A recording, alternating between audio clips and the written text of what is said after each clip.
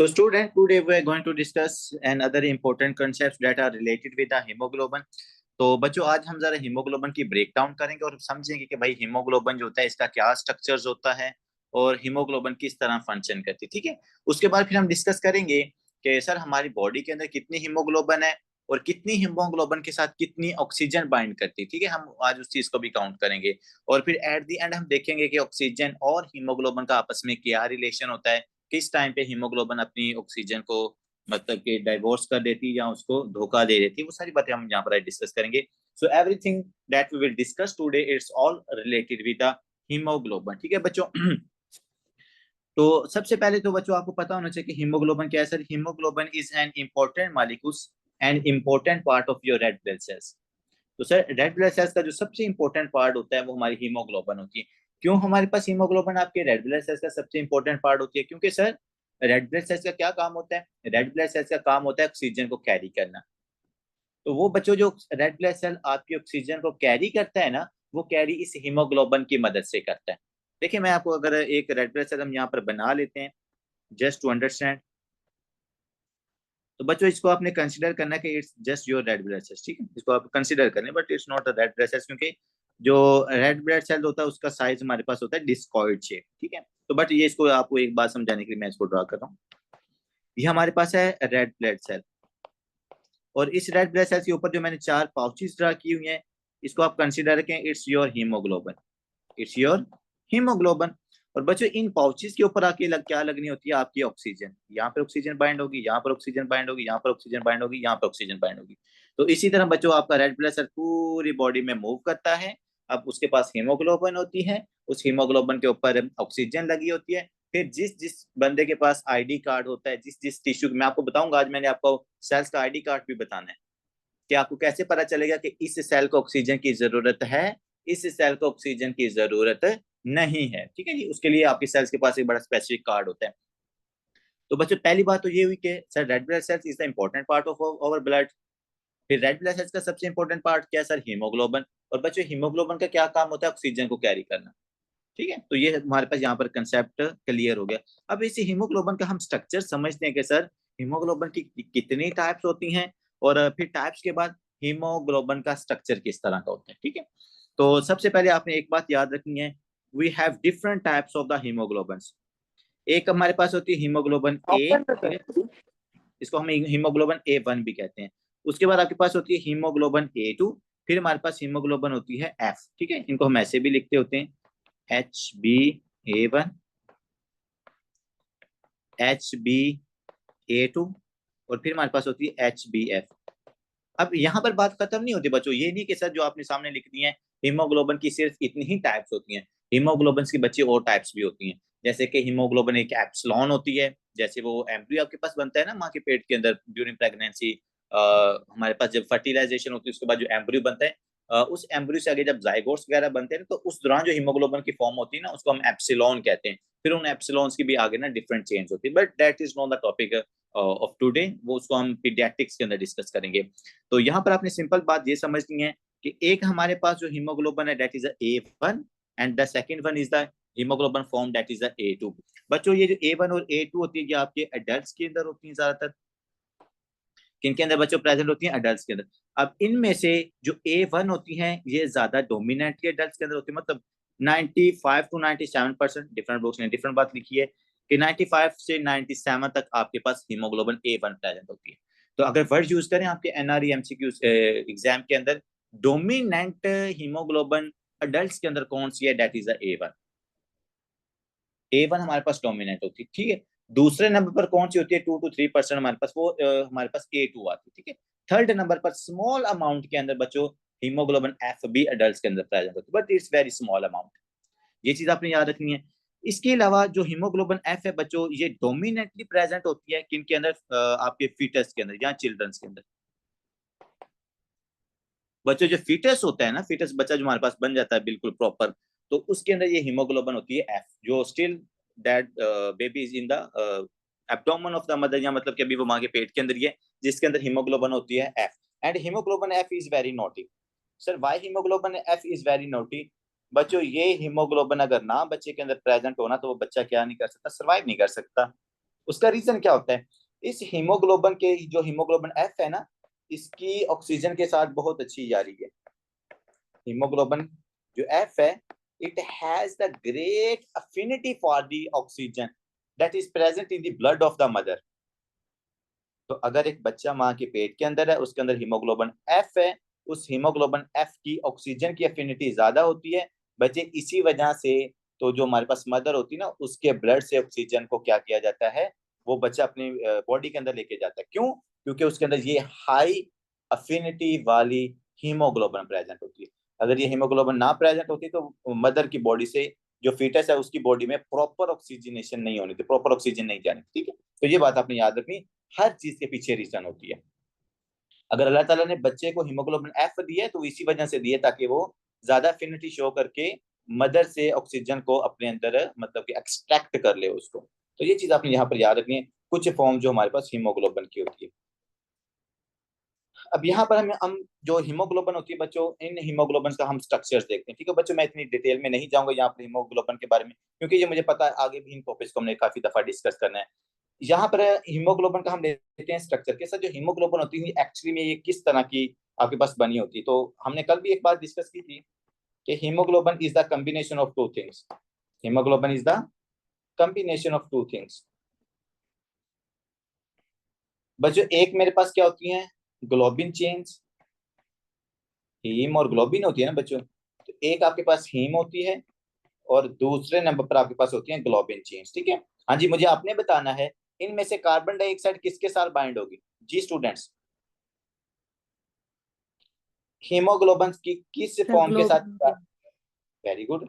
के साथ जो ग्लोबिन चेन होती है इनके साथ कार्बन डाइऑक्साइड बाइंड होती है, और जो हमारे पास हीम होती है इसके साथ ऑक्सीजन बाइंड करती है, ठीक है। ये बात अपने यहाँ पे याद रखनी है। तो बच्चों हीमोग्लोबिन के अंदर होती है हीम और ग्लोबिन। फिर आपको पता है जो हीम को अगर मैं मजीद ब्रेक डाउन करूं हीम की, तो इससे फिर क्या बनता है, आयरन एंड पोरफीरिन।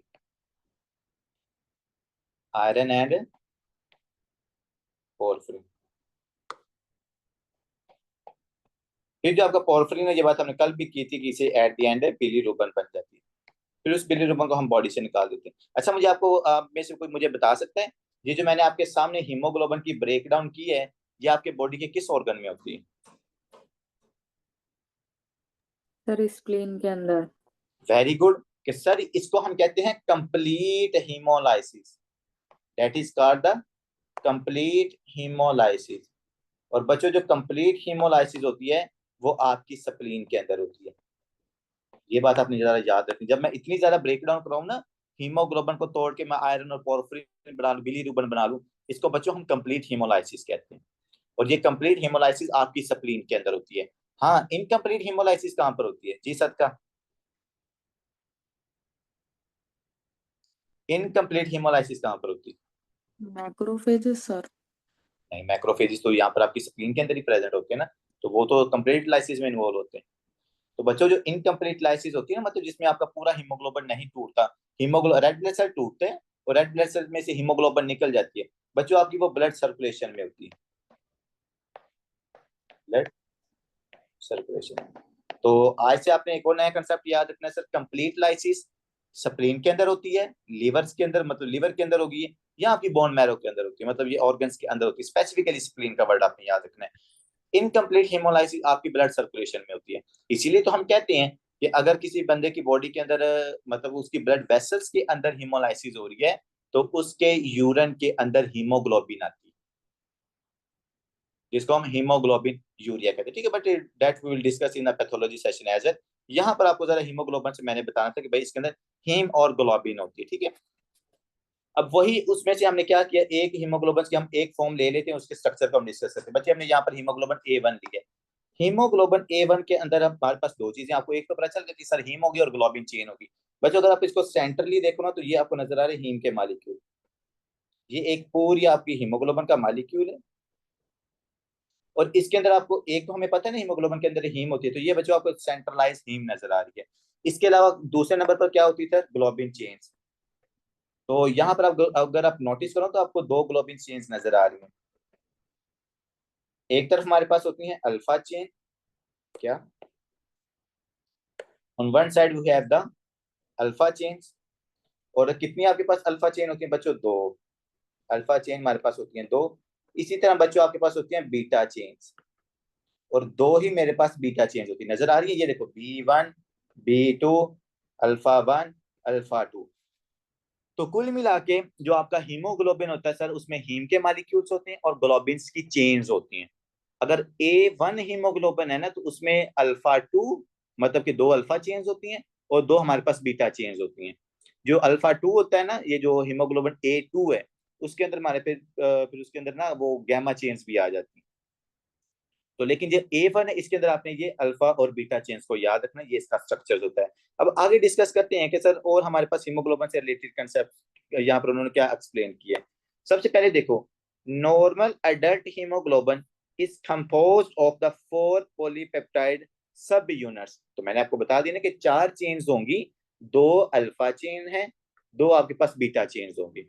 और ये जो हमारे पास अल्फा और बीटा चेन्स है वो क्या बता रहे हैं, and that each bind 1 glucose molecule, ठीक है जी, and each bind 1 oxygen molecule. यहाँ पर आपने ये चीज भी याद रखनी है। Haemoglobin is an allosteric protein that exhibits the positive cooperativity. बच्चों ये कंसेप्ट समझो, पॉजिटिव कोऑपरेटिविटी क्या होता है। पॉजिटिव कि जो हीमोग्लोबिन की एक स्पेसिफिसिटी है कि इसके अंदर पॉजिटिव कोऑपरेटिव वाला कंसेप्ट होता है, कोऑपरेटिविटी। ये कंसेप्ट आपने यहां पर क्लियर कर लेना। बच्चों पॉजिटिव कोऑपरेटिविटी का मतलब पता क्या होता है। ये मेरे पास है एक हीमोग्लोबिन का मॉलिक्यूल, ठीक है, यहाँ पर ये एक आपके पास है हीमोग्लोबिन का मॉलिक्यूल, ठीक है बच्चों। अब इस हीमोग्लोबिन के मॉलिक्यूल मॉलिक्यूल के ऊपर ना कोई ऑक्सीजन फिलहाल बाइंड नहीं है। ये इसके 4 सॉकेट्स हैं, ये 4 सॉकेट्स इसके क्या हैं बच्चों, खाली हैं। तो इसके ऊपर कोई ऑक्सीजन का मॉलिक्यूल बाइंड नहीं है। मैं इसको लिख देता हूँ नेकेड हीमोग्लोबिन। हीमोग्लोबिन, और वो कौन सी हीमोग्लोबिन है, नेकेड। बच्चों एक बात याद रखिएगा, जब आपके हीमोग्लोबिन के मॉलिक्यूल के ऊपर कोई भी ऑक्सीजन नहीं लगी होती, उस टाइम पे जो आपने पहली ऑक्सीजन का मॉलिक्यूल इसके साथ बाइंड करना होता है, that is very difficult to bind. जो हम कहते हैं ना कि अगर जो भी काम हम पहली दफा करते हैं वो बड़ा मुश्किल होता है। हाँ, जब हम उससे यूज टू होते हैं तो हम फिर हम उस काम को बड़ा इजीली परफॉर्म कर लेते हैं। तो बच्चों यही कंसेप्ट आपके पास हीमोग्लोबिन के साथ होता है कि अगर हीमोग्लोबिन के ऊपर कोई ऑक्सीजन बाइंड ना हो, तो उसके साथ जो पहली ऑक्सीजन होती है ना, उसको हम क्या कहते हैं, उसको बाइंड करने के लिए आपको इवन दो एनर्जी की जरूरत पड़ती है। लेकिन जब आप एनी हाउ ऑक्सीजन को यहाँ पर क्या कर लेते हो, बाइंड करवा देते हो, आपने एटीपी को यूटिलाइज करके यहाँ पर आपने ऑक्सीजन को ना हीमोग्लोबिन के साथ बाइंड करवा दिया, पहली ऑक्सीजन को। जब बच्चों पहली ऑक्सीजन बाइंड हो जाती है ना, तो उसके बाद जो दूसरी ऑक्सीजन है वो बड़ा इजीली बाइंड, मतलब जितनी आपको डिफिकल्टी पहले में हुई थी, दूसरी दफा इतनी नहीं होगी। जो सेकंड ऑक्सीजन का मॉलिक्यूल होता है वो बड़ा इजीली बाइंड हो जाता है हीमोग्लोबिन के साथ। जो आपके पास थर्ड ऑक्सीजन का मॉलिक्यूल होता है वो और ज्यादा इजीली बाइंड हो जाता है आपकी हीमोग्लोबिन के साथ। जो हमारे पास फोर्थ मॉलिक्यूल होता है ऑक्सीजन का, वो और ज्यादा इजीली हीमोग्लोबिन के साथ बाइंड हो जाता है। तो ये वाला कंसेप्ट जिसके अंदर हमारे पास अगर एक दो ऑक्सीजन के मॉलिक्यूल्स बाइंड हो जाएं, और उसके बाद जो आगे आने वाले ऑक्सीजन के मॉलिक्यूल्स होते हैं वो बहुत इजीली बाइंड हो जाएं, इसको हम कहते हैं that is a positive cooperativity. मतलब कि इन्होंने क्या किया है, एक पॉजिटिव वे में एक दूसरे के साथ कोऑपरेट किया है। कि एक अगर बाइंड हुआ, उसने दूसरे को कहा कि हाँ भाई अब आजा, तेरे लिए काम आसान हो गया। जैसे यार हम वाइवा देने जाते हैं ना, तो जो बंदा पहला होता है ना, उसका वाइवा मतलब उसके, क्योंकि उसको पता नहीं होता कि हमारे पास जो एग्जामिनर वो किस तरह का है या वो मेरे से क्या पूछेगा। तो जो फर्स्ट पर्सन होता है ना, वो हमारे पास एक तो वो बड़ा इंपॉर्टेंट होता है दूसरे स्टूडेंट्स के लिए, और लेकिन वो उस बंदे के लिए क्या होता है, बड़ा ज्यादा डिफिकल्ट होता है। लेकिन जैसे ही पहला स्टूडेंट वाइवा देख के आता है, दूसरा तीसरा वो आके आपको बताता रहता है, हाँ भाई इस तरह के क्वेश्चन पूछ रहा है, दूसरा तीसरे को बताता है, हाँ यार उसने एक्स्ट्रा ये क्वेश्चन पूछा है। अब जैसे जैसे स्टूडेंट्स आगे जाते रहेंगे उनके लिए काम आसान होता रहेगा। तो इसको हम कहते हैं that is a positive cooperativity, कि आपने पॉजिटिव वे के अंदर क्या किया, एक दूसरे के साथ कोऑपरेट किया। बट वो तो पॉजिटिव कोऑपरेट नहीं होता, उसको हम नेगेटिव कोऑपरेट कहेंगे, जो आप एग्जाम को लीक कर रहे हो या क्वेश्चंस को लीक कर रहे हो। तो बात आपको समझाने का मकसद ये था कि पहली दफा काम आसान होता है, उसके बाद जो चीजें हमारे पास आसान हो जाती है। इसी तरह हीमोग्लोबिन के साथ भी होता है कि पहला ऑक्सीजन का मॉलिक्यूल इसके साथ बाइंड करना डिफिकल्ट होता है। जैसे ही पहला मॉलिक्यूल बाइंड होता है, वो दूसरे के लिए आसानी कर देता है, दूसरा इजीली बाइंड हो जाता है, फिर तीसरा इजीली बाइंड हो जाता है, चौथा तो फिर चुप करके आके बैठ जाता है। तो that is called the positive cooperativity. Binding of the first molecule oxygen is more difficult as compared to second, and the second oxygen is more easily bind as compared to the third. तो मतलब इसी तरह आगे जो oxygen के molecules हैं वो easily bind होते रहते हैं। तो इसको हम कहते हैं सर डेट इज द, जो हमारे पास हीमोग्लोबिन है, ये इसका एक स्पेसिफिक करेक्टरिस्टिक्स ये है कि ये पॉजिटिव कोऑपरेटिविटी है। तो हमारे पास जो ऑक्सीजन होता है वो इजीली फिर क्या कर लेता है, बाइंड कर लेता है। ठीक है बच्चों, अब आगे आते हैं when binding to the oxygen such that, देखो एक चीज बड़ी आपने इंपॉर्टेंट याद रखनी है, oxygenated haemoglobin has high affinity for the oxygen. तो मैंने आपको यही बात की है कि जब हमारे पास हीमोग्लोबिन ऑक्सीजनेट हो रही है ना, जब उसके साथ ऑक्सीजन लग रहा है तो क्या करेगी, आगे वाली ऑक्सीजन के साथ ज्यादा अफिनिटी शो करेगी। जैसे मैं ये कहता हूँ ना कि देखो ये मेरे पास ऑक्सीजन है ना ये वाली, तो ये दूसरे ऑक्सीजन के साथ क्या करेगी, ये बहुत ज्यादा अफिनिटी शो करेगी। क्यों भाई, तू तो मेरा जानने वाला ही है, तो इधर जरा मेरे पास आके बैठ जा। तो वन ऑक्सीजन मॉलिक्यूल्स क्या करता है, दूसरे के साथ बहुत ज्यादा अफिनिटी शो करता है। इसी तरह ये दूसरा क्या करता है, आगे वाले ऑक्सीजन के मॉलिक्यूल के साथ बड़ी अफिनिटी शो करता है। इसी अफिनिटी की वजह से क्या होता है, जो ऑक्सीजन के मॉलिक्यूल्स हैं बच्चों, वो हीमोग्लोबिन के साथ बाइंड रहते हैं जब हीमोग्लोबिन ऑक्सीजनेटेड फॉर्म के अंदर होता है। ठीक है, तो ये चीज आपने पहले यहाँ पर याद रखनी है कि oxygenated haemoglobin has high affinity for the oxygen even though 300 time more than deoxygenated haemoglobin. तो इसीलिए तो भाई हीमोग्लोबिन आपके टिश्यूज को इतनी आसानी से ऑक्सीजन नहीं देता।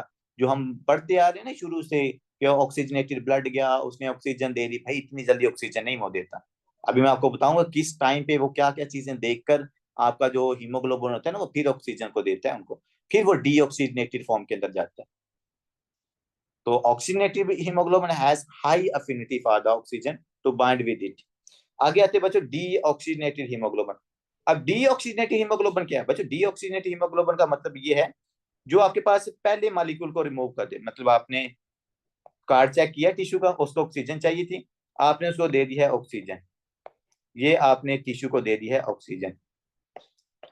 जब आप ऑक्सीजन को टिश्यू आप जब आप टिश्यू को ऑक्सीजन दे दोगे बच्चों, तो अब इनके दरमियान में क्या हो जाएगी, बेवफाई हो जाएगी।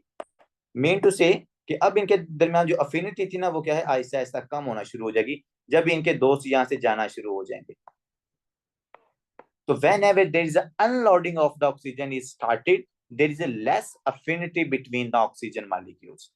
लेकिन जब वो बाइंड होना शुरू होते हैं तो ज्यादा अफिनिटी को शो करते हैं, जब वो हमारे पास सेपरेट होते हैं तो वो क्या करते हैं, वो लेस अफिनिटी को शो करते हैं। अगर मैं आपको इसकी सिंपल सी एग्जांपल दूं, आप समझो कि जैसे मेडिकल के फर्स्ट ईयर के स्टूडेंट्स और लास्ट ईयर के स्टूडेंट्स हैं।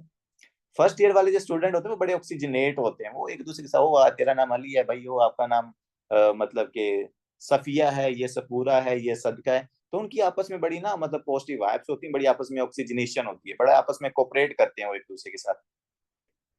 लेकिन जैसे वो फाइनल ईयर में जाते हैं तो फाइनल ईयर में जाके क्या होता है, जब उनके मतलब कुछ क्लास फेलो अंदर से मतलब उनके साथ दोस्ती छोड़ देते हैं, तो फिर वो एक दूसरे के साथ उतनी अफिनिटी शो नहीं करते, even though they dam care about each other.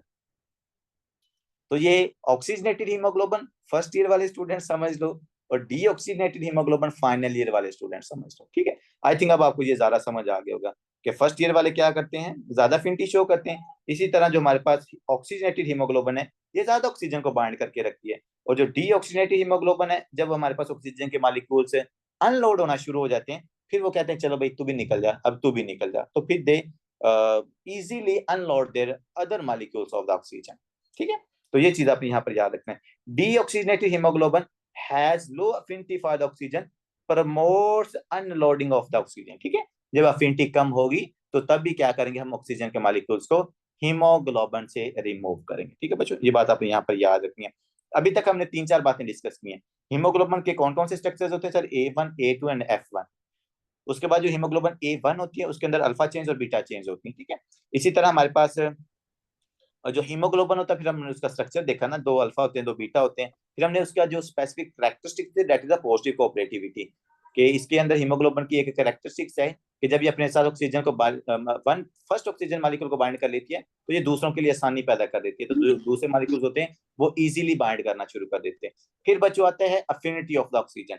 तो जो ऑक्सीजनेटेड हीमोग्लोबिन होती है जिसके साथ ऑक्सीजन बाइंड करती है वो क्या करती है, अपने ऑक्सीजन के मालिक्यूल इतनी जल्दी रिमूव नहीं करती। हाँ, जब आप उसको कार्ड दिखाता है टिश्यू के, हाँ भाई मुझे ऑक्सीजन चाहिए, तो जब फर्स्ट मालिक्यूल ऑफ ऑक्सीजन हम टिश्यू को दे देते हैं, उसके बाद जो बाकी 3 मालिक्यूल्स बचते हैं बच्चों, उनकी एफिनिटी कम होती है, हम फिर क्या करते हैं, उनको भी इजीली रिमूव कर देते हैं। ठीक है, that is oxygenated haemoglobin and the deoxygenated haemoglobin. अब नेक्स्ट बच्चों एक चीज आपने याद रखनी है, that is the buffering effect.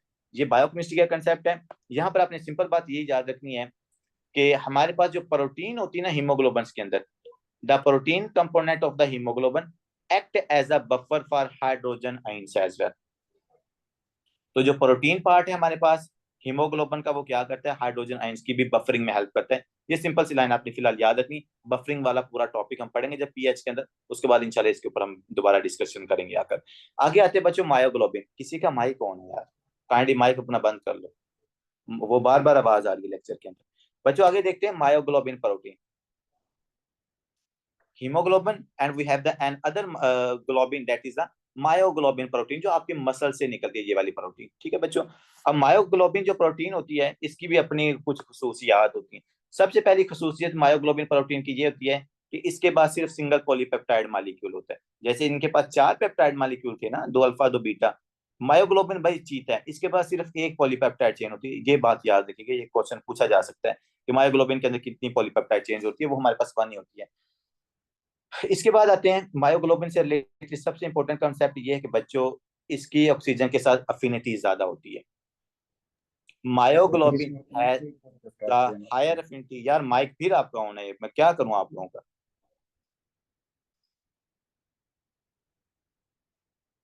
Question के लिए मैं आपको लास्ट पे टाइम देता हूं, तो अगर आपको कोई क्वेश्चन उस टाइम पे हो तो आप मेरे पास काइंडली लास्ट पे पूछ लिया करें। तो बच्चों मायोग्लोबिन का क्या मतलब है सर, मायोग्लोबिन हमारे पास ऐसी प्रोटीन है जो आपके मसल से निकलती है, जो हमारे पास रैप्डोमायोलाइसिस से निकलती है। ठीक है, तो ये जो मायोग्लोबिन प्रोटीन होती है इसके आपने 2-3 कैरेक्टरिस्टिक्स याद रखनी है। सबसे पहले तो इसका स्ट्रक्चर होता है सिंगल पॉलीपेप्टाइड चेन की, इसमें सिर्फ एक चेन होती है। दूसरे नंबर पर बच्चों हमारे पास जो मायोग्लोबिन होती है, it has the higher affinity for oxygen as compare to the haemoglobin. इस बात का मकसद ये हुआ कि अगर मेरी बॉडी के अंदर मायोग्लोबिन ज्यादा होगी तो हमारे पास हीमोग्लोबिन से वो ऑक्सीजन को उतार लेगा, मायोग्लोबिन अपने साथ ऑक्सीजन को बाइंड कर लेती है। जब मायोग्लोबिन अपने साथ ऑक्सीजन को बाइंड कर लेगी, फिर वो आपको इजीली आपके टिश्यू से ऑक्सीजन प्रोवाइड नहीं करेगी, जिसकी वजह से आपको हाइपोक्सिया हो सकता है। तो इसी तरह हम कहते हैं, लेट्स सपोज एग्जांपल ले लेते हैं, आपके पास एथलीट है, एथलीट बड़ी इंटेंस एक्सरसाइज करता है, इंटेंस एक्सरसाइज करके मायोग्लोबिन प्रोटीन बनेगी। मायोग्लोबिन प्रोटीन जब उसकी बॉडी के अंदर ज्यादा बनेगी तो वो क्या करेगी, ऑक्सीजन को अपने साथ बाइंड कर लेगी। जब वो ऑक्सीजन को अपने साथ बाइंड कर लेगी तो इस वजह से भी जो एथलीट्स होते हैं ना, उनको हाइपोक्सिया होता है।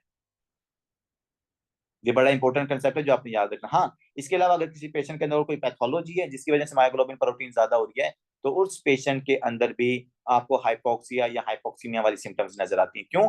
क्योंकि जो मायोग्लोबिन प्रोटीन होती है ये अपने साथ ऑक्सीजन को बाइंड करती है और आपकी ब्लड सर्कुलेशन के अंदर ऑक्सीजन को कम कर देती है। जब ब्लड सर्कुलेशन में ऑक्सीजन कम होगी, पेशेंट को हाइपोक्सीमिया होगा। जब हाइपोक्सीमिया होगा तो it can lead towards hypoxia, फिर वो आपको हाइपोक्सिया, शॉर्टनेस ऑफ ब्रेथ, इस तरह की सिम्टम्स आएंगे। तो सिंपल बात ये है, myoglobin has a higher affinity for the oxygen as compare to the haemoglobin. Even though जो हमारे पास हीमोग्लोबिन एफ होती है, ये जो आपने याद रखना है, हीमोग्लोबिन एफ और जो मायोग्लोबिन होती है ना, इनकी हीमोग्लोबिन से ज्यादा अफिनिटी होती है ऑक्सीजन को अपने साथ बाइंड। अब मैं आपको लेट्स सपोज कहता हूँ कि आपकी ब्लड सर्कुलेशन के अंदर ना 3 प्रोटीन्स हैं, एक आपके पास हीमोग्लोबिन है, एक आपके पास मायोग्लोबिन है, और एक आपके पास हीमोग्लोबिन एफ है। अब इसके अंदर अगर मायोग्लोबिन प्रेजेंट होगी, वो ना हीमोग्लोबिन एफ को ऑक्सीजन देगी, वो ना आपके पास हीमोग्लोबिन ए को आपके पास टिश्यू प्रोवाइड कर, क्योंकि वो ज्यादा अफिनिटी रखती है। फिर अगर हमारे पास मायोग्लोबिन नहीं है, हीमोग्लोबिन एफ है और हीमोग्लोबिन ए वन है, तो फिर इनमें से जो हीमोग्लोबिन एफ होगी वो क्या करेगी, हीमोग्लोबिन ए से ऑक्सीजन को अटैच करके उसको अनलोड कर सकती है, because haemoglobin F has more affinity of oxygen as compare to the haemoglobin A one. ये बात आप यहाँ पे याद रखें। अब बच्चों आगे आते हैं, oxygen content of the blood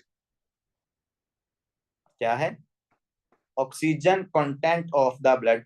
कि बच्चों अगर कोई बंदा हमसे पूछता है कि आपके ब्लड के अंदर कितनी ऑक्सीजन प्रेजेंट है, तो हमने उसको किस तरह बताना है। ठीक है जी, इसके लिए मैं आपको बताता हूँ, 2-3 चीजें आपने याद रखनी होती हैं, उसकी बेस के ऊपर फिर हम बताते हैं कि हाँ भाई पेशेंट की या एक पर्सन की बॉडी के अंदर कितनी ज्यादा ऑक्सीजन प्रेजेंट है। तो ऑक्सीजन कंटेंट ऑफ ब्लड का हम कैसे मेजर कर सकते हैं। देखो बच्चों, सबसे पहले तो आपको पता है कि हमारे पास सबसे इंपॉर्टेंट मॉलिक्यूल क्या है सर, हीमोग्लोबिन। सबसे इंपॉर्टेंट मॉलिक्यूल क्या है, हीमोग्लोबिन। और हीमोग्लोबिन ही क्या करता है, अपने साथ ऑक्सीजन को बाइंड करता है। हीमोग्लोबिन क्या करता है, अपने साथ ऑक्सीजन को बाइंड करता है। तो अगर मैं किसी पेशेंट का मतलब कि हीमोग्लोबिन की वैल्यू को मैं मतलब कैलकुलेट कर लेता हूँ और फिर उस हीमोग्लोबिन के हिसाब से मैं ऑक्सीजन को बाइंड करता हूँ कि हाँ भाई इतनी अगर हीमोग्लोबिन होगी तो उसके साथ इतनी ऑक्सीजन बाइंड करती होती है, अगर इतनी हीमोग्लोबिन होगी तो उसके साथ इतनी ऑक्सीजन बाइंड करती है। तो अगर हम हीमोग्लोबिन की अमाउंट निकाल लें, फिर कितनी हीमोग्लोबिन के साथ कितनी ऑक्सीजन बाइंड होती है, अगर हम वो निकाल लें तो हम टोटल ऑक्सीजन कंटेंट बता सकते हैं कि आपकी बॉडी के अंदर इतनी ऑक्सीजन प्रेजेंट होती है। इसको कैलकुलेट करने के लिए ऑक्सीजन कंटेंट को बच्चे हमारे पास होता है एक सिंपल सा फार्मूला। ये जितना सिंपल लग रहा है वैसे इतना सिंपल होता नहीं है, लेकिन आपने ये फार्मूला ही याद करना होता है। अगर मैंने ऑक्सीजन हीमोग्लोबिन कंटेंट को क्या करना है, फाइंड करना है, आपकी ब्लड सर्कुलेशन में कितनी ऑक्सीजन की अमाउंट प्रेजेंट अगर मैंने कैलकुलेट करनी है बच्चों, उसके लिए आपको ये वाला फार्मूला आना चाहिए। इस फार्मूले के अंदर हम देखते हैं दो तीन चीजें। सबसे पहले oxygen bound to the haemoglobin, oxygen है बाउंड टू द हीमोग्लोबिन, कि कितनी ऑक्सीजन कितनी हीमोग्लोबिन के साथ बाइंड है, पहली बात तो मुझे ये पता होनी चाहिए। नंबर वन ये हो गया। How much oxygen bind with the haemoglobin, पहले आपको ये पता होना चाहिए। अच्छा फिर आपको कैसे पता चलेगा कि कितनी हीमोग्लोबिन के साथ कितनी ऑक्सीजन बाइंड की है बच्चों, ये आपको बताएगा ये वाली फार्मूला। कि मैं क्या लेता हूँ, ऑक्सीजन कांस्टेंट लेता हूँ, जैसे कि सॉरी ऑक्सीजन कांस्टेंट तो 0.03 है, हम लेते हैं 1.34। बच्चों 1.34 क्या होता है, अगर आपके पास 1 ग्राम हीमोग्लोबिन है ना, तो 1 ग्राम हीमोग्लोबिन के साथ 1.34 ml ऑक्सीजन बाइंड करती है। That is the general concept, पहले ये बात को मेक श्योर कर लें। 1.34 ml जो ऑक्सीजन है, ये कितनी हीमोग्लोबिन के साथ बाइंड करती है, 1 ग्राम हीमोग्लोबिन के साथ। 1 ग्राम हीमोग्लोबिन के साथ बच्चों आपकी 1.3 ml ऑक्सीजन क्या करती है, बाइंड करती है। तो हम यहाँ पर क्या लिखते हैं, क्योंकि मैंने oxygen bound to haemoglobin find करना है ना पहले, तो हम लेंगे 1.34। उसके बाद आपने क्या लेना है, हीमोग्लोबिन। तो लेट्स सपोज मैं कहता हूँ कि मेरे पास है वन हीमोग्लोबिन है, या 2 ग्राम हीमोग्लोबिन है, या 3 ग्राम हीमोग्लोबिन है, उसके हिसाब से फिर ये ऑक्सीजन कंटेंट आएगा। तो मैं कहता हूँ कि मेरे पास हीमोग्लोबिन है 1। फिर आपने इसमें ऐड करनी कि कितनी जो मतलब कि सैचुरेशन कितनी है, कितनी ऑक्सीजन हीमोग्लोबिन के साथ बाइंड की हुई है, क्योंकि आप सैचुरेशन तो हम वो ऑक्सीमीटर लगाते हैं, आपको सैचुरेशन तो हम इजीली फाइंड कर लेते हैं ना। तो फिर हमने उस पेशेंट की सैचुरेशन भी लेनी है। लेट्स सपोज आपको सैचुरेशन हमने दे दिया है 95 दे दिया, ठीक है 95 आपको, चलो 95 नहीं, मैं इसको ना 100 करता हूँ ताकि ना वैल्यू हमारे लिए आसान हो जाए। तो यहाँ पर हम 100 मतलब कि मैयर कर लेते हैं। तो अगर इसको मैं कैलकुलेट करूं तो ये बनेगा 1.34, 1 से मल्टीप्लाई करेंगे तो 1 ही आता है, 100 हो गया। तो 100 दो जीरो, तो ये है 134। तो एक साइड आपके पास कितना आ गया बच्चों, 134 आ गया, ठीक है। ये oxygen bound to the haemoglobin है, कितनी 134 मेरे पास वैल्यू आ गई है। दूसरा हम आते हैं कि सर दूसरी जो चीज आपने ऐड करनी है इसके अंदर वो है ऑक्सीजन कितनी सोलबल है प्लाज्मा के अंदर, ये चीज भी आपने साथ कैलकुलेट करनी होती है। How much oxygen is soluble in plasma, क्योंकि देखो ऑक्सीजन होती है दो फॉर्म्स के अंदर, एक ऑक्सीजन होती है हीमोग्लोबिन के साथ बाइंड, दूसरी ऑक्सीजन होती है फ्री फॉर्म के अंदर, जिसको हम कहते हैं कि भाई ये इतनी ऑक्सीजन क्या है, ये प्लाज्मा के अंदर फ्री मूव कर रही है। जैसे हमने कल भी एक जो टर्म यूज की थी ना, कार्बन डाइऑक्साइड की, कार्बन डाइऑक्साइड की ट्रांसपोर्टेशन के अंदर टॉपिक के अंदर भी हमने एक बात की थी कि सर 70% तो जो कार्बन डाइऑक्साइड है वो बाइकार्बोनेट से, 20% क्या था वो हमारे पास कार्बामिनो हीमोग्लोबिन, ठीक है, मतलब कि कार्बन डाइऑक्साइड जो हीमोग्लोबिन के साथ बाइंड थी। फिर हमने कहा था 10% डिजोल्व कार्बन डाइऑक्साइड होती है, मतलब वो वाली कार्बन डाइऑक्साइड जो ब्लड के अंदर फ्री मूव करती है, वो किसी चीज के साथ बाइंड नहीं होती। इसी तरह बच्चों हमारी जो ऑक्सीजन होती है वो ब्लड के अंदर दो फॉर्म्स के अंदर होती है, या तो ऑक्सीजन हीमोग्लोबिन के साथ बाइंड होती है, या हीमोग्लोबिन प्लाज्मा के अंदर फ्री होती है। तो मैंने एक तरफ देखो क्या लिया हुआ है, मैंने एक तरफ लिया है वो वाली ऑक्सीजन जो हीमोग्लोबिन के साथ बाइंड है, दूसरे नंबर मैंने लिखा है जो ऑक्सीजन आपके ब्लड के अंदर फ्री मूव कर रही है। तो जितनी बाइंड हुई है और जितनी फ्री है, अगर मैं दोनों को कैलकुलेट कर लूं तो मेरे पास टोटल ऑक्सीजन कंटेंट आ जाएगा कि नहीं आ जाएगा, सर आ जाएगा, क्योंकि आपने पॉसिबल जो ऑक्सीजन के कंटेंट से आपने वही मेजर कर लिए। लेट्स सपोज मैं कहता हूँ कि मेरे पास है 100 ऑक्सीजन की है, मतलब अमाउंट थी। अब इस 100 में से मैं कहता हूँ कि 95% या 90% जो ऑक्सीजन थी वो हीमोग्लोबिन के साथ बाइंड थी, और जो 10% है वो क्या है मेरे पास फ्री फॉर्म के अंदर है, ठीक है। तो ये दो फॉर्म्स होती हैं आपकी ऑक्सीजन के कंटेंट की, और असल में हम इसी चीज को बच्चों यहाँ पर मैयर कर रहे हैं। मैंने देखना है कि हीमोग्लोबिन के साथ कितनी बाइंड हुई है, तो उसको मतलब कि फाइंड करने का ये तरीका ये होता है कि 1.34 मल्टीप्लाई हीमोग्लोबिन कंटेंट मल्टीप्लाई कितनी आपके पास सैचुरेशन हुई है। फिर आपने दूसरे नंबर देखना है कि ऑक्सीजन सोल्यूबल कितनी है प्लाज्मा के अंदर, फ्री फॉर्म के अंदर कितनी है। तो बच्चों उसके लिए हम लिखते हैं ऑक्सीजन को, ये कांस्टेंट होता है, जैसे हम पढ़ते हैं ना फिजिक्स के अंदर कि ये के कांस्टेंट है, जे कांस्टेंट है, एल कांस्टेंट है। तो इसके अंदर हमारे पास ये होता है 0.003, ये आपके पास सोल्यूबल कांस्टेंट होता है, ये आपने लगाना होता है।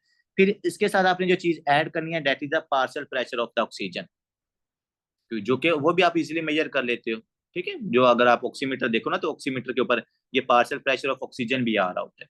तो वहां से आपने क्या करना है, उसका पार्शियल प्रेशर ऑफ ऑक्सीजन देख लेना है और फिर इन दोनों को आपने आपस से मल्टीप्लाई कर देना है। लेट्स सपोज 0.003 मल्टीप्लाई कर देना partial pressure of oxygen. Let's suppose मैं कहता हूँ पार्शियल प्रेशर मेरे पास है 60, ठीक है। तो इन दोनों को अगर आप मल्टीप्लाई करो तो ये कितना बनता है, अराउंड 10 कट गया, 6 3 18, आई थिंक ये 18 बनता है। ठीक है, अगर मल्टीप्लाई कर लेना, हो सकता है मैं थोड़ा सा आगे पीछे भी हो जाऊं। यहाँ 0.18 बनेगा, 0.18 या हमारे पास बनता है। ठीक है, तो ऊपर आपने ऐड कर देना 134 एड 0.18, तो आपके पास ये कितना बनता है 134.0.18, ये टोटल अमाउंट बन गया है। ये ऑक्सीजन कंटेंट, मैं आपको ये सपोजिंग वैल्यू है बच्चों, ये एग्जैक्ट वैल्यू नहीं, मैं सिर्फ आपको कैलकुलेट करना सिखा रहा हूँ। तो आपने इसको इस तरीके से क्या कर लेना, कैलकुलेट कर लेना। एक तरफ आपने ऑक्सीजन पॉइंट हीमोग्लोबिन ले लेनी है और दूसरी तरफ आपने क्या लेनी है, सोलबल ऑक्सीजन ले लेनी है। उसको पहले वाले को कैसे फाइंड करना है, 1.34 मल्टीप्लाई हीमोग्लोबिन अमाउंट मल्टीप्लाई कितनी सैचुरेशन है। दूसरी तरफ आपने देना है 0.04 ऑक्सीजन कांस्टेंट, उसको मल्टीप्लाई करना है पार्शियल प्रेशर ऑक्सीजन कितने, दोनों को मल्टीप्लाई करो और फिर जो हमारे पास दोनों का सम आएगा, जैसे 134 आया उसका हमारे पास 0.18 आता है, दोनों को ऐड कर दो, हमारे पास ऑक्सीजन कंटेंट आ जाता है एनी गिवन वैल्यू। ठीक होगा जी। अब आगे आते हैं सर, नेक्स्ट क्या है, ये फार्मूला याद रखना, इससे इंशाल्लाह ना इजीली ऑक्सीजन कंटेंट निकल जाता है। लेकिन आगे आपको मैं याद भी एक चीज बताऊंगा जिससे आपको ना इजीली याद रहेगा। असल में ये फार्मूला नहीं पूछा जाता, जो चीज पूछी जाती है मैं आपको अभी बताता हूँ बच्चों।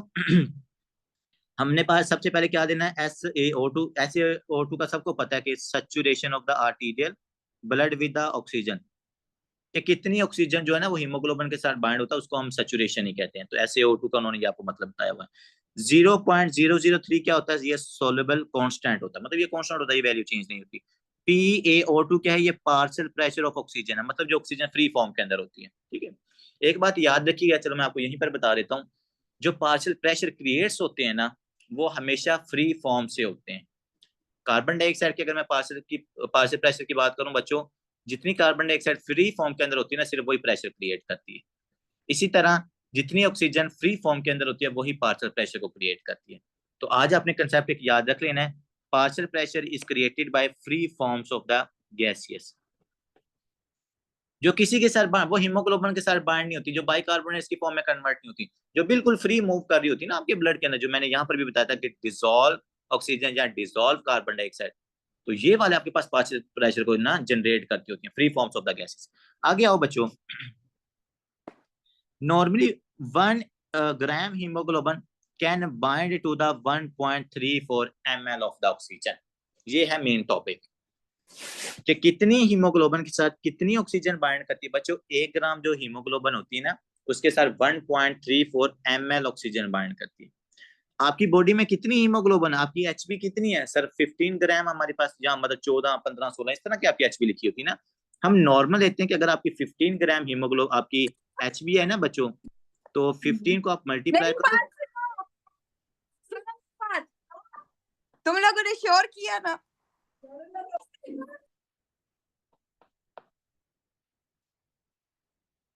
तो यहाँ पर बच्चों आपने क्या करना है, लेट्स सपोज आपकी हीमोग्लोबिन कितनी है 15, तो आपने 15 को मल्टीप्लाई करना 1.34 से। 15 क्या है हीमोग्लोबिन, 1.34 क्या है आपकी ऑक्सीजन कंटेंट, दोनों को अगर आप मल्टीप्लाई करो तो हमारे पास कितनी वैल्यू आएगी 20 ml ऑक्सीजन। ठीक है, तो अगर आपके पास हीमोग्लोबिन आपकी 15 है तो बच्चों आपकी बॉडी के अंदर जो ऑक्सीजन कंटेंट है वो 15 ml पर DL होगा। पर DL है ये डेसीलीटर, ये यूनिट याद रखना लास्ट वाला। तो ये एमसीक्यू पूछा जाता है, जो हमने इतनी लंबी कहानी पढ़ी है कि अगर पेशेंट की हीमोग्लोबिन दी जाएगी, आपने एमसीक्यू आपको मैं आपको ट्रिक बताता हूँ एमसीक्यू कैसे आता है। पेशेंट की ना दी जाएगी आपको हीमोग्लोबिन, लेट्स सपोज एक बंदे की हमें हीमोग्लोबिन दी जाती है 12, तो फिर आपको कहेंगे भाई इसका हमें ना ऑक्सीजन कंटेंट बताओ, इसका ऑक्सीजन कंटेंट बताओ। तो आपने सिंपल सी बात पता क्या करनी, 1.34 लेना है, इसको मल्टीप्लाई कर देना है 12 से, जो भी हमारे पास यहाँ पर वैल्यू है, लेट्स सपोज मैं कहता हूँ 15 ml ऑक्सीजन पर DL, तो ये हमारा आंसर होगा। ये आपने असल में अप्लाई करना है, यहाँ MCQ इधर से पूछा जाना है। एक बंदे की हीमोग्लोबिन है 20, और फिर उसकी हमने क्या ऑक्सीजन कंटेंट फाइंड करना है कि हाँ भाई इसकी बॉडी के अंदर कितनी ऑक्सीजन हो सकती है। तो मैं 20 को मल्टीप्लाई करूंगा 1.34 से, तो ये मेरे पास कितनी आ जाएगी, ये 25 आ गया, ये 25 ml ऑक्सीजन पर DL। ठीक है, तो ये ऑक्सीजन देखो, हीमोग्लोबिन अगर आप एक चीज नोटिस करो, हीमोग्लोबिन अगर इंक्रीज हो रहा है तो हमारे पास ऑक्सीजन का कंटेंट भी इंक्रीज हो रहा है। हीमोग्लोबिन अगर इंक्रीज हो रही है बच्चों, तो आपके पास ऑक्सीजन का कंटेंट भी इंक्रीज हो रहा है।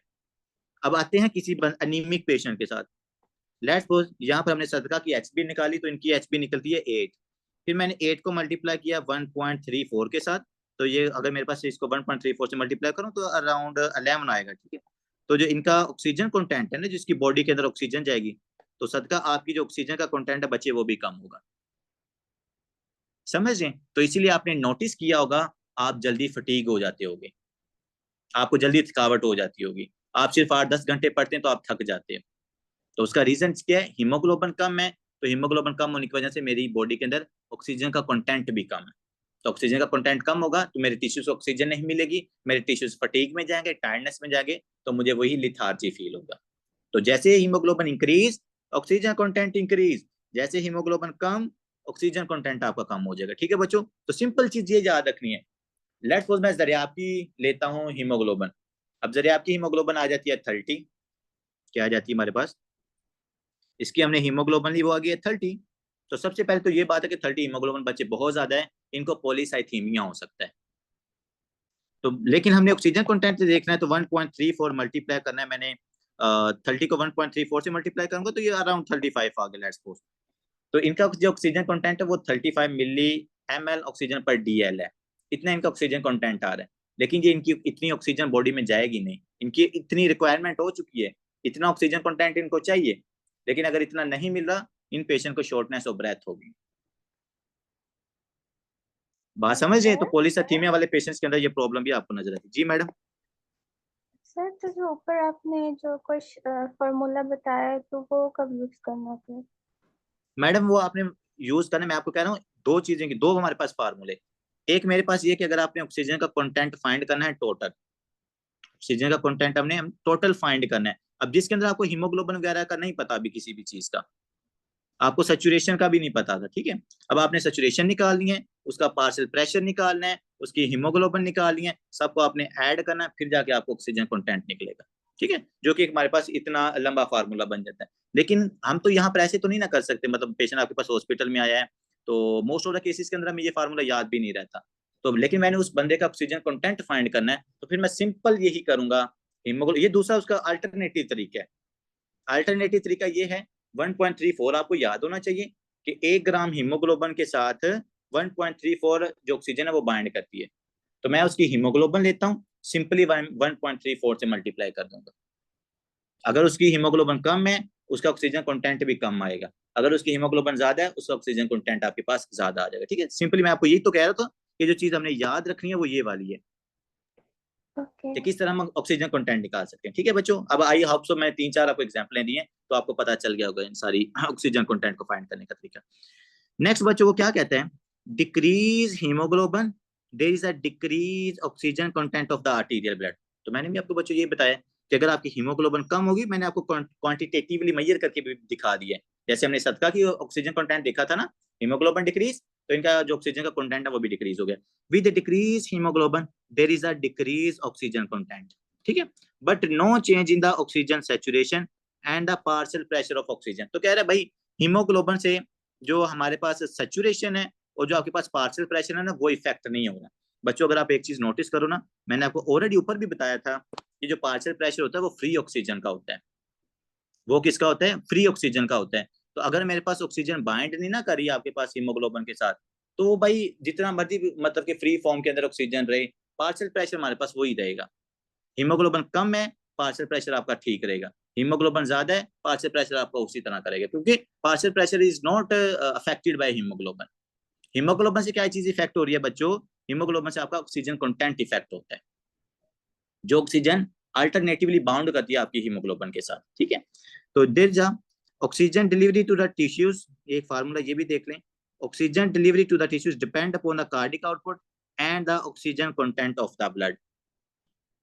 तो आपके बच्चों टिश्यूज को कितनी ऑक्सीजन मिलती है ये डिपेंड करता है आपकी कार्डिक आउटपुट कितनी है। लेट्स सपोज एक बंदे की कार्डिक आउटपुट अगर अच्छी है ना, तो जाहिर बात है ज्यादा ब्लड हमारे पास मूव करेगा बॉडी की तरफ। और दूसरा हम देखेंगे कि भाई कार्डिक आउटपुट चाहे खाली है, मतलब कार्डिक आउटपुट जितनी मर्जी इंक्रीज है, लेकिन अगर उस रेड ब्लड सेल्स के साथ, या जो वो ब्लड जो जिसको लेफ्ट वेंट्रिकल पुश कर रहा है, अगर उसके अंदर ऑक्सीजन नहीं है तो हमें उस ब्लड का फायदा ही नहीं है। तो इसीलिए हम किसी भी टिश्यू को कितनी ऑक्सीजन मिलती है बच्चों, ये डिपेंड करेगी कार्डिक आउटपुट के ऊपर और हमारे पास ऑक्सीजन कंटेंट के अंदर। आप देखो अगर कोई पेशेंट हमारे पास हार्ट फेलियर का है तो उसकी बॉडी के टिश्यूज को क्या ऑक्सीजन मिलेगी? नहीं मिलेगी सर। क्यों नहीं मिलेगी? क्योंकि जो ब्लड मेरे पास पंप करना है वो तो आपके हार्ट नहीं करना है। तो अगर हम ब्लड पंप करके आपके टिश्यूज तक पहुंचाएंगे नहीं ऑक्सीजनेटेड हीमोग्लोबिन को, तो आपके टिश्यूज को ऑक्सीजन नहीं मिलेगी, ठीक है। तो हार्ट फेलियर की वजह से भी decrease oxygen delivery to the tissues. और अगर हमारे पास एक बंदे का हार्ट ठीक है लेकिन उसमें ऑक्सीजन नहीं है, तो उस बंदे के अंदर जिसमें ऑक्सीजन नहीं है या जिसके अंदर हीमोग्लोबिन कम है, उस बंदे के भी टिश्यूज को ऑक्सीजन कम मिलेगी, क्योंकि भाई हीमोग्लोबिन भी नहीं है जिसने ऑक्सीजन को बाइंड करना है, या आपके पास ऑक्सीजन ही नहीं है जो आपने उस टिश्यू को प्रोवाइड करनी है। तो दोनों में से अगर एक फैक्टर भी आपके पास डिक्रीज है, पेशेंट हार्ट फेलियर का है या पेशेंट के अंदर हीमोग्लोबिन कम है, तो उसके टिश्यू से ऑक्सीजन कम मिलेगी, जिसकी वजह से वो किसकी तरफ जा सकता है? हाइपोक्सिया की तरफ जा सकता है, ठीक है बच्चों। तो ये चीज आपने यहाँ पर याद रखनी है। नेक्स्ट कुछ टर्म्स हैं जो टर्म्स हमने देखनी है, सॉरी कुछ कंडीशंस हैं जो हीमोग्लोबिन के साथ हमने ना इसको रिलेट करके देखना, और these are very important. USMLE वाले बच्चों आपके लिए ये टेबल है, आपको जो क्वेश्चन पूछा जाना है वो इस टेबल से पूछा जाना है। एक वो ऊपर फार्मूला आपने याद रखना है, उस फार्मूले से पूछा जाना है। ये जो हीमोग्लोबिन को काउंट करना है ना, ये एनआरई वाले जो एमसीक्यूज है ना उनसे रिलेटेड होता है, हीमोग्लोबिन और सैचुरेशन को, सॉरी हीमोग्लोबिन को और ऑक्सीजन कंटेंट को फाइंड करना।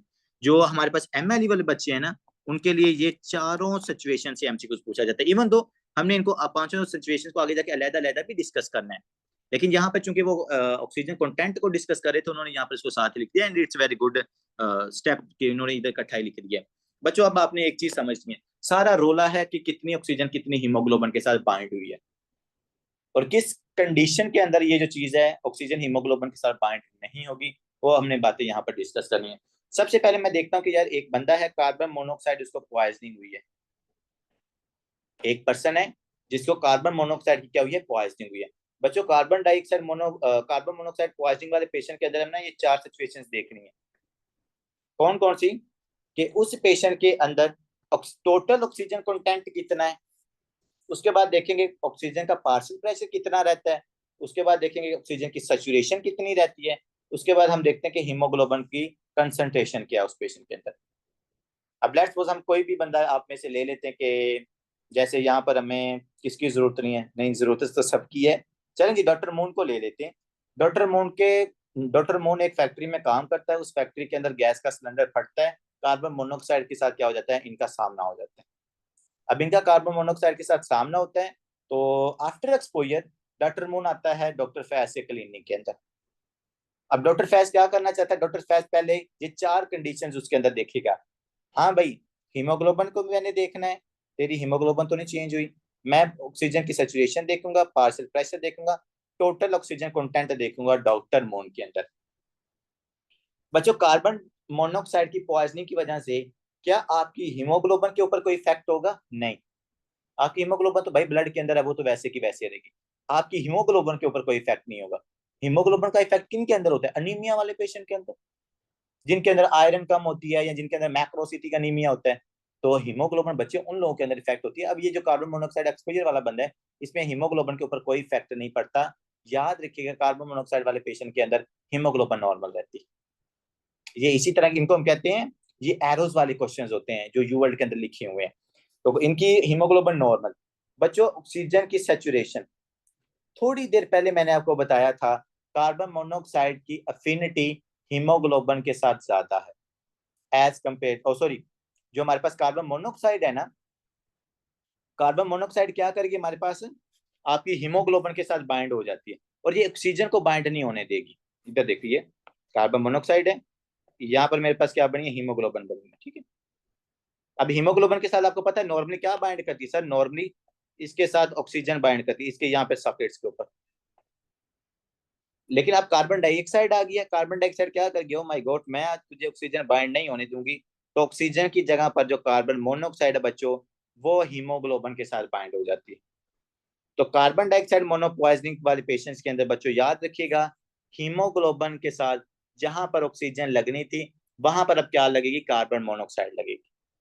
जब कार्बन मोनोऑक्साइड लगेगी हीमोग्लोबिन के साथ, तो मैं कह सकता हूं ना कि उस पेशेंट की जो सैचुरेशन है वो कम होगी है, उस पेशेंट के अंदर है जो सैचुरेशन है वो पेशेंट की कम होगी। सैचुरेशन हम क्या कहते हैं, जब हीमोग्लोबिन के साथ ऑक्सीजन बाइंड होती है, तो अभी इस पेशेंट के अंदर हीमोग्लोबिन के साथ कार्बन मोनोऑक्साइड बाइंड होती है, इसलिए यहाँ पर जो सैचुरेशन होती है बच्चों वो डिक्रीज हो जाती है।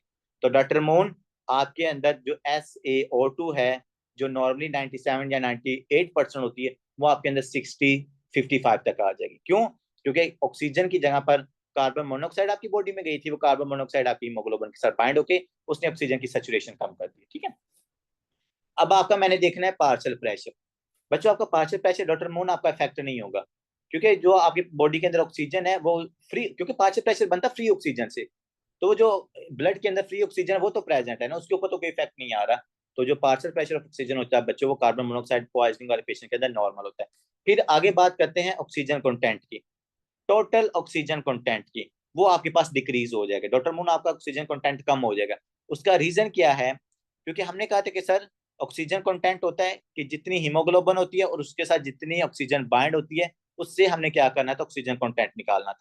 मैंने आपको क्या बताया था, 1.34 जो हमारे पास ml ऑक्सीजन होती है, ये 1 ग्राम हीमोग्लोबिन के साथ बाइंड करती है। लेकिन यहाँ पर हीमोग्लोबिन की जहां पर क्या बाइंड हो गया बच्चों, carbon dioxide, carbon monoxide poisoning, carbon monoxide क्या होगी, बाइंड होगी। जब कार्बन मोनोऑक्साइड यहाँ पर बाइंड हो जाएगी, तो आपके पास जो ऑक्सीजन का कंटेंट है बच्चों वो क्या हो जाएगा, कम हो जाएगा, ठीक है। तो ये चीज आपने यहाँ पर याद रखनी है। अब आते हैं अनीमिक पेशेंट के अंदर। बच्चों अनीमिया वाले पेशेंट के अंदर सबसे बड़ी क्या प्रॉब्लम है सर, हीमोग्लोबिन कम होती है। क्या होती है, हीमोग्लोबिन कम होती है। लेकिन इसके अंदर जो सैचुरेशन होती है बच्चों, वो सैचुरेशन नॉर्मल होती है। सैचुरेशन क्या होता है कि हीमोग्लोबिन के साथ जो ऑक्सीजन बाइंड हो रही है। अब देखो, मुझे आपने बताना है कि एक पेशेंट जिसके अंदर हीमोग्लोबिन कम है लेकिन उसमें सैचुरेशन नॉर्मल कैसे हो सकती है, what do you think. Saturation sir percentage होती है, जितने ऑक्सीजन के मॉलिक्यूल आएंगे उतने ही वो HB के साथ जितनी HB होगी बाइंड हो जाएंगे। इसका जो है वो पार्शियल प्रेशर भी नॉर्मल रहेगा, लेकिन कंटेंट इस वजह से डिक्रीज हो रहा है क्योंकि HB डिक्रीज, इस वजह से टोटल ऑक्सीजन कंटेंट डिक्रीज हो रहा है और जी, इस सैचुरेशन जब normal. Very good. Doctor Faiz कह रहे हैं कि सर जो अनीमिया वाला पेशेंट होता है इसमें सैचुरेशन नॉर्मल रहती है। भैया आप देखते हो आपके क्लिनिक के अंदर बहुत सारे पेशेंट्स आएंगे अनीमिक पेशेंट्स, लेकिन जब आप उनकी सैचुरेशन देखोगे सैचुरेशन नॉर्मल होगी। वो सैचुरेशन नॉर्मल क्यों हो रही है बच्चों, सैचुरेशन डिपेंड करती है किसके ऊपर, आपके हीमोग्लोबिन की। लेट्स सपोज ये मेरे पास हीमोग्लोबिन है और ये मेरे पास क्या है, ऑक्सीजन है। अब एक मैं कंडीशन देखता हूँ नॉर्मल, एक बंदे की हीमोग्लोबिन है 100, एग्जांपल दे रहा हूँ कि 100 मालिक्यूल्स हैं आपके पास इसके हीमोग्लोबिन के, और उसके अंदर 100 मालिक्यूल्स किसके हैं, ऑक्सीजन के प्रेजेंट है। ये है हीमोग्लोबिन। बट जब आपके पास ऑक्सीजन के 100 मालिक्यूल्स ऑफ हीमोग्लोबिन के साथ बाइंड हो जाए तो इसको हम क्या कहेंगे, दैट इज अ 100% सैचुरेशन। अब हम आते हैं दूसरी तरफ, मेरे पास हीमोग्लोबिन के मालिक्यूल्स कितने हैं बच्चों, 50 हैं, और मेरे पास ऑक्सीजन के मालिक्यूल्स कितने हैं, ये मेरे पास स्टिल 100 है। अब इसमें से 100 में से जो 50 मालिक्यूल्स हैं ऑक्सीजन के, वो आपकी हीमोग्लोबिन के साथ क्या हो गए, बाइंड हो गए। आपकी कोई हीमोग्लोबिन फ्री नहीं हुई है।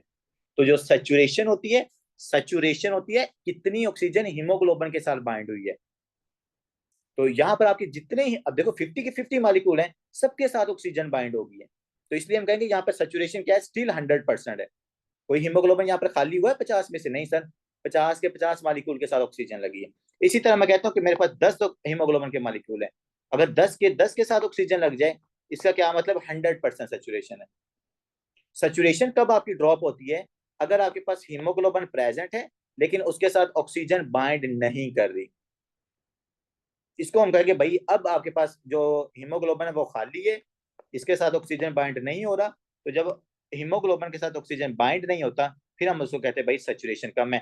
तो हीमोग्लोबिन, ये अनीमिया वाले पेशेंट के अंदर हीमोग्लोबिन कम है, लेकिन जितनी हीमोग्लोबिन है सबके साथ ऑक्सीजन बाइंड है, कोई हीमोग्लोबिन फ्री नहीं है, इसलिए हम कहेंगे इसकी सैचुरेशन नॉर्मल होती है। अब इसका देखते हैं पार्शियल प्रेशर। बच्चों पार्शियल प्रेशर हम देखेंगे कि ऑक्सीजन जो फ्री फॉर्म के अंदर है, तो फ्री फॉर्म के अंदर जो ऑक्सीजन हमारे पास प्रेजेंट है वो क्या करती है, यहाँ पर अनीमिया वाले पेशेंट के अंदर हीमोग्लोबिन की हमारे पास कम थी ना, हीमोग्लोबिन के 100 से 50 मालिक्यूल्स बने हैं, ऑक्सीजन तो आपकी ठीक है ना, ऑक्सीजन तो ब्लड के अंदर प्रेजेंट है ना, तो पार्शियल प्रेशर भी क्या रहता है, वो फ्री फॉर्म ऑफ ऑक्सीजन पे डिपेंड करता है, इसलिए पार्शियल प्रेशर भी यहाँ पर नॉर्मल रहेगा। इसका डिक्रीज सिर्फ हीमोग्लोबिन कंसंट्रेशन रही है, और जो इसका ऑक्सीजन कंटेंट है वो डिक्रीज होगा, ऑक्सीजन कंटेंट इसका डिक्रीज होगा, ये मेन चीज है। एक बंदा है डॉक्टर फैज, चले डॉक्टर जरियाब की हीमोग्लोबिन है नॉर्मल, मतलब 100 है इसकी हीमोग्लोबिन, मैं सिर्फ एग्जांपल देने के लिए समझाता हूँ। एक मेरे पास है जी डॉक्टर आसिम, इसकी हीमोग्लोबिन है मेरे पास लेट्स सपोज 50 मालिक्यूल्स। अब अगर 100 हीमोग्लोबिन के मालिक्यूल्स हैं बच्चों, तो उनके साथ 100 ऑक्सीजन के मालिक्यूल्स बाइंड होंगे, तो आपका टोटल कंटेंट कितना होगा, सर टोटल कंटेंट मेरा इंक्रीज होगा, जाहिर बात 100 के साथ जब बाइंड होंगे। दूसरी तरफ आपके पास हीमोग्लोबिन है 50 मालिक्यूल, अब 50 के साथ कितने ऑक्सीजन के मालिक्यूल बाइंड होंगे सर, सिर्फ 50। तो अब दोनों में ऑक्सीजन कंटेंट देखो, ऊपर वाले में और ज्यादा है और नीचे वाले में ऑक्सीजन कंटेंट कम था, क्यों, क्योंकि ऊपर वाले में हीमोग्लोबिन ठीक है, नीचे वाले अनीमिक पेशेंट के अंदर हीमोग्लोबिन कम होती है, इसलिए इसका total haemoglobin content, total oxygen content कम होता है, ठीक है। अब बच्चों आते हैं पॉलीसाइथेमिया वेरा।